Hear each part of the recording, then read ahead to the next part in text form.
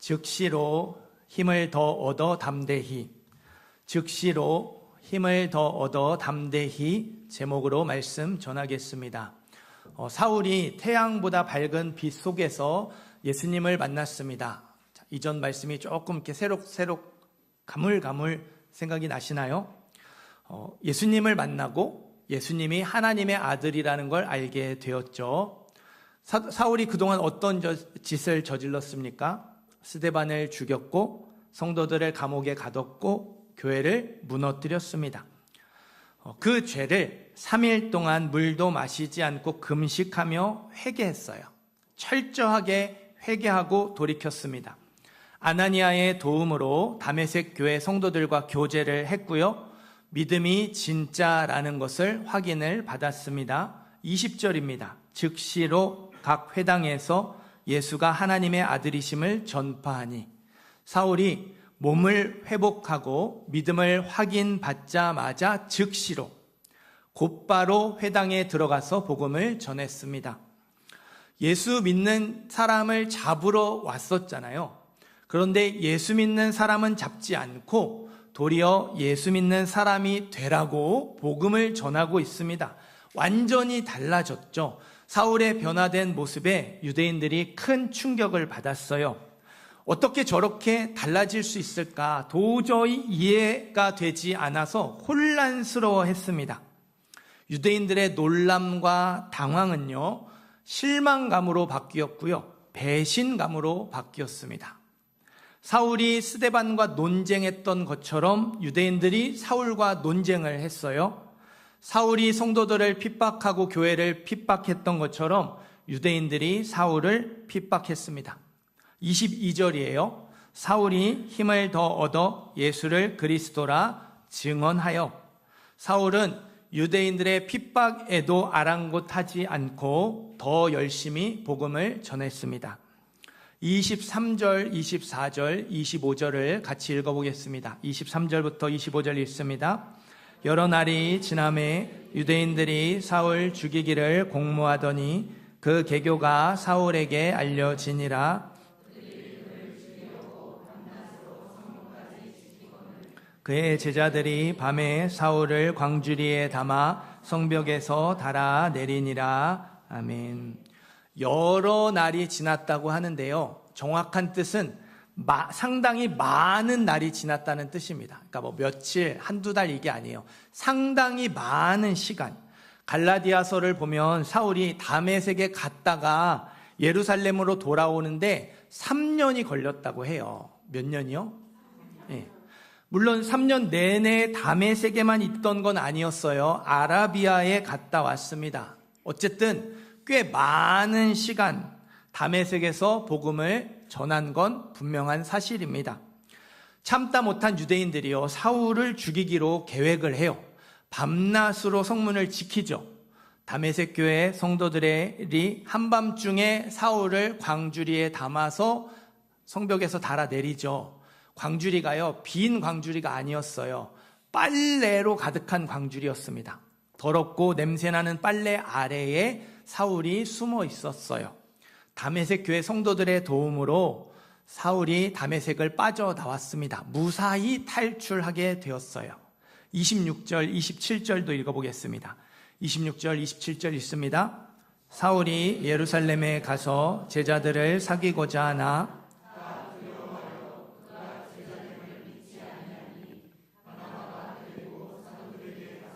그가 길에서 어떻게 주를 보았는지와 주께서 그에게 말씀하신 일과 다메섹에서 그가 어떻게 예수의 이름으로 담대히 말하였는지를 전하니라. 아멘. 3년 만에 예루살렘으로 돌아갔습니다. 거기서 예루살렘 교회 성도들과 교제를 하려고 했어요. 예루살렘 교회 성도들이요, 사울의 변화를 믿지 못했어요. 생각해 보세요. 통일교 교주나 신천지 교주가 제가 얼마나 큰 잘못을 저질렀는지 깨달았습니다. 저도 이제부터 예수님을 믿기로 했습니다 하면 여러분 믿어주시겠어요? 믿을 수 없죠. 일단 의심부터 할 거예요.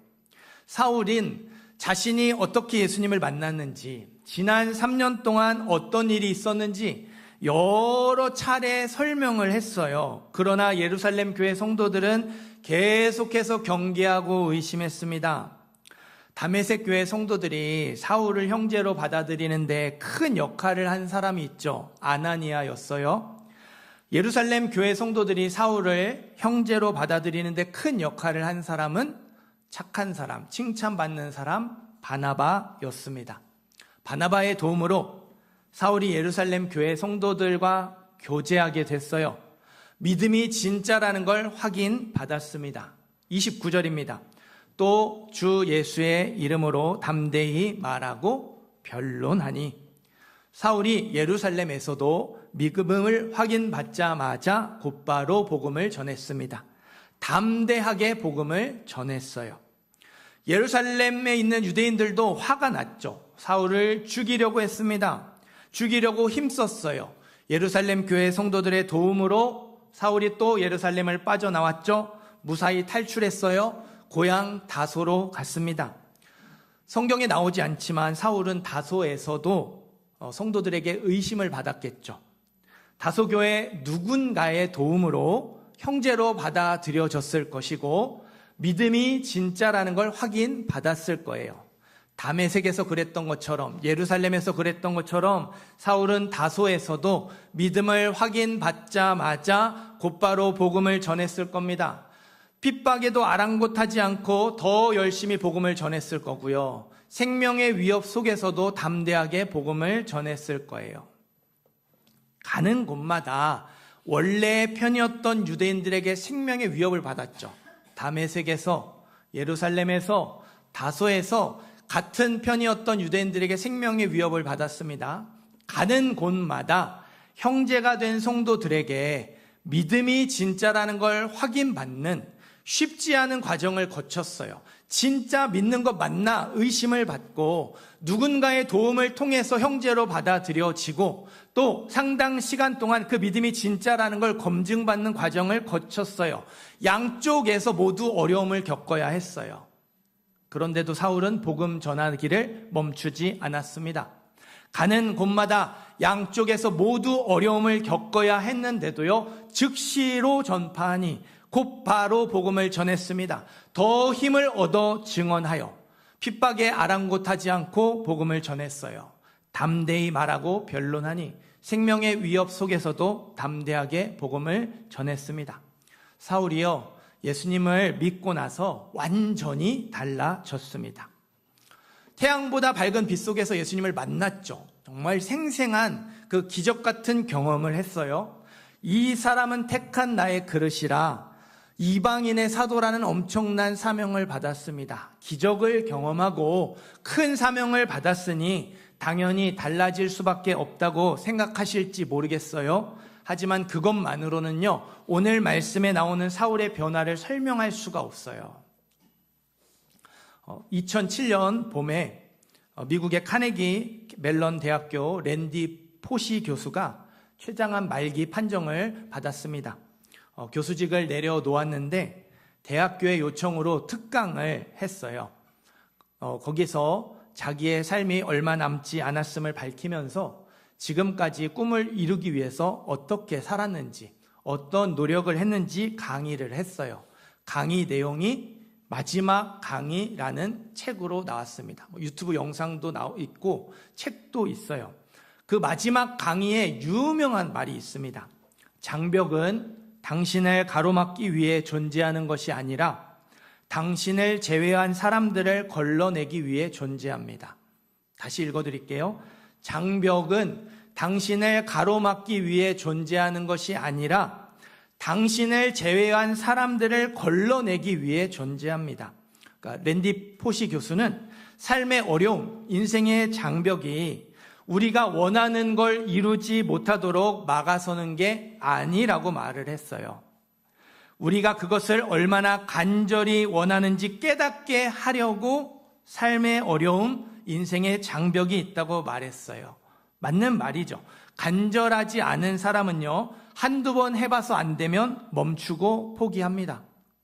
그러나 정말로 간절한 사람은요, 수십 번, 수백 번 실패하더라도 포기하지 않아요. 계속해서 부딪히고 도전을 하죠. 어떻게든 어려움을 해결하려고 합니다. 어떻게든 장벽을 뛰어넘으려고 해요. 간절하니까. 그거를 꼭 이루고 싶고 꼭 하고 싶으니까 계속해서 부딪히고 도전을 하죠. 인생의 장벽, 삶의 어려움은요, 누군가를 멈춰서게 만들고요, 누군가를 더 간절하게, 더 절실하게, 더 목마르게 만듭니다.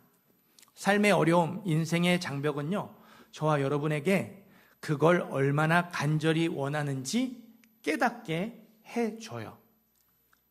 사울이 빌립보서 3장에서 이렇게 고백을 합니다. 쉬운 성경으로 읽어드릴게요. 그때는 이 모든 것이 너무나 소중하고 가치 있는 것들이었습니다. 그러나 예수 그리스도를 만난 이후 그 모든 것이 아무 쓸모없는 것임을 알았습니다. 이 세상 어떤 것도 내 주 예수 그리스도를 아는 것과 비교가 되지 않습니다. 예수 그리스도를 위하여 나는 모든 것을 버렸습니다. 이제 내가 바라는 것은 그리스도를 알고 죽음에서 부활하신 그 능력을 체험하며 그리스도와 함께 고난받고 그분과 같이 죽는 것입니다. 예수님을 믿은 사울에게 간절히 원하는 것이 한 가지 생겼어요. 꼭 이루기 원하는 것이 한 가지 생겨났습니다. 누구든지 나를 따라오려거든 자기를 부인하고 자기 십자가를 지고 나를 따를 것이니라. 나를 위해 십자가를 지신 예수님, 나를 위해 죽으신 예수님, 나를 구원하신 예수님을 따라가고 싶은 간절함이 생겨났어요. 이제 내가 바라는 것은 그리스도를 알고 죽음에서 부활하신 그 능력을 체험하며 그리스도와 함께 고난받고 그분과 같이 죽는 것입니다. 예수 그리스도를 따라가고 싶은 간절함, 예수님을 닮아가고 싶은 그 간절함이 양쪽 편에서 겪는 어려움에도 불구하고 곧바로 복음을 전하게 만들었어요. 핍박에도 아랑곳하지 않고 더 열심히 복음을 전하게 만들었습니다. 생명의 위협 속에서도 담대하게 복음을 전하게 만들었어요. 사울이 변화된 이유, 간절함이 있었기 때문입니다. 정말로 간절히 원하는 것, 꼭 이루기 원하는 소망이 생겨났기 때문입니다. 사랑하는 성도 여러분, 믿음은 생각과 마음을 변화시키고 삶을 변화시켜요. 우리가 예수님을 믿고 나서 얼마나 달라졌습니까? 얼마나 생각과 마음이 변화되었고 얼마나 삶이 변화되었습니까? 질문을 바꿔볼까요? 예수님을 믿은 저와 여러분에게 어떤 간절함이 생겨났습니까? 사울은 예수님을 믿고 나서 간절함이 생겨났어요. 한 가지 꼭 이루고 싶은 간절함이 생겨났어요. 저와 여러분이 예수 믿고 나서 어떤 간절함이 생겨났습니까? 지금 내가 간절히 바라고 원하는 것, 그건 무엇인가요? 이탈리아 밀라노에 가면 그 한 수도원에 레오나르도 다빈치가 그린 최후의 만찬 벽화가 있어요. 레오나르도 다빈치가 예수님과 제자들의 생생한 그 감정을 표현하기 위해서 얼굴 모델로 쓰일 사람들을 찾아다녔어요. 가장 먼저 예수님의 모델을 찾았습니다. 성가대원으로 활동하던 청년이었는데요. 너무 맑고 선한 얼굴에 성스러운 분위기를 풍겼대요. 순수함 그 자체여서 보자마자 이 사람을 예수님의 얼굴 모델로 삼아야 되겠다 마음을 정했다고 합니다. 베드로, 야고보, 요한, 나머지 11명의 제자 모델도 다 찾았어요. 마지막으로 남은 것, 배신자 가룟 유다의 모델이었습니다. 스승을 팔아넘긴 사악함을 담은 얼굴, 죄로 인해서 내면이 일그러지고 배신과 탐욕이 묻어나는 얼굴 모델을 찾아다녔어요. 로마 지하 감옥에서 가룟 유다의 얼굴을 가진 사형수를 만났습니다. 흉측하고 탐욕스러운 눈빛에 외모만 보아도 소름이 끼칠 정도였습니다. 이 사람이 가룟 유다구나 정하고 작업을 시작했습니다. 작업이 다 끝났어요. 모델로 불려온 사형수를 다시 감옥으로 돌려보내기로 했어요. 화가 선생님, 저를 알아보지 못하시겠습니까? 사형수가 자신을 모르겠냐고 질문을 합니다. 레오나르도 다빈치가 대답해요. 나는 당신 같은 사람을 만난 적이 없어. 그때 사형수가 최후의 만찬 벽화를 가리키며 말했어요. 저기 저 그림 속에 있는 예수님의 모델이 바로 저입니다. 순수함 그 자체였던 청년, 그래서 예수님의 얼굴 모델이었던 청년이요, 방탕함과 죄악에 빠져서 배신자 가롯 유다의 얼굴이 되어버린 거예요. 한 사람이 예수님의 얼굴이 될 수도 있고 가롯 유다의 얼굴이 될 수도 있어요. 저와 여러분 한 사람 한 사람이 자기를 부인하고 자기 십자가를 지고 예수님을 따라가며 예수님을 닮아갈 수도 있고요, 욕심과 세상에 물들어서 배신자 가롯 유다를 닮아갈 수도 있습니다. 지금 내가 간절히 원하는 것은 무엇입니까? 그 간절함의 방향에 따라 우리는 예수님을 닮아가는 길을 갈 수도 있고 가롯 유다를 닮아가는 길을 갈 수도 있어요. 진정한 삶의 변화에는요, 그렇게 되기를 원하는 간절함이 있습니다. 정말로 이렇게 되고 싶다, 진짜로 이렇게 살고 싶다, 이거를 꼭 하고 싶다, 이루고 싶다, 간절함이 있어요. 우리의 마음과 생각이요, 그렇게 살아가야 한다 이해하고 동의하며 고개를 끄덕이는 수준이 아니고요, 그렇게 되고 싶다, 꼭 그렇게 하고 싶다, 간절하게 원하고 바라는 수준으로 변화가 되어야 돼요. 그래야 삶이 변화될 수 있습니다. 목요일에 보내드렸던 메시지입니다. 우리는 하나님만이 도움이심을 믿습니다. 하지만 우상도 도움이 될 때가 있습니다. 세상살이에 아주 많은 도움이 됩니다. 그러나 우상은 영혼에 대해서 아무런 도움이 되지 못합니다. 구원에 대해서 하나도 도움이 되지 않습니다. 오히려 걸림돌이 되고 막힌 담이 됩니다. 영혼의 문제보다 삶의 문제가 더 중요한 분들은 하나님보다 우상을 더 의지하셔도 좋습니다. 계속해서 하나님이 아닌 우상을 의지하며 우상의 도움으로 사셔도 됩니다. 그러나 삶의 문제보다 영혼의 문제가 더 중요한 분들은 그러면 안 됩니다. 의지했던 것을 내려놓고 하나님만 의지해야 합니다. 이 시간 우리의 모습을 돌아보시기를 바라요. 나는 정말로 하나님 뜻대로 살기를 원하는가? 나는 진짜로 세상과 다른 기준으로 살기를 원하고 진짜로 세상과 다른 가치로 살기를 원하는가? 나는 믿음을 지키고 말씀에 순종하는 걸 꼭 하고 싶은가? 이게 꼭 이루어야 되는 일인가? 우리의 모습을 돌아보시기를 바라요. 아까 광고도 드렸지만 이번 주는 고난 주간입니다. 예수님이 나를 위해 지신 십자가를 묵상하고 예수님의 십자가의 고난에 동참하는 시간, 평소에도 십자가를 기억하며 감사하지만 1년에 한 번 특별하게 마음을 모아서 하나님께 집중하고 십자가를 깊이 생각하는 그 시간이에요. 이 시간 스스로에게 질문해 보시기를 바라요. 나는 정말로 예수님 따라가기를 원하는가? 나는 진짜로 예수님처럼 자기를 부인하고 자기 십자가를 지기를 원하는가? 내 안에 그게 바라고 원하는 것, 간절한 것인지, 아니면 하면 좋고 안 하면 어쩔 수 없는 그냥 쏘쏘한 그런 것인지 스스로에게 질문해 보시기를 바라요.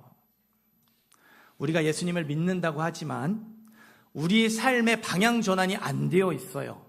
그래서 우리의 간절함이 여전히 세상에 머물러 있는 것 같아요.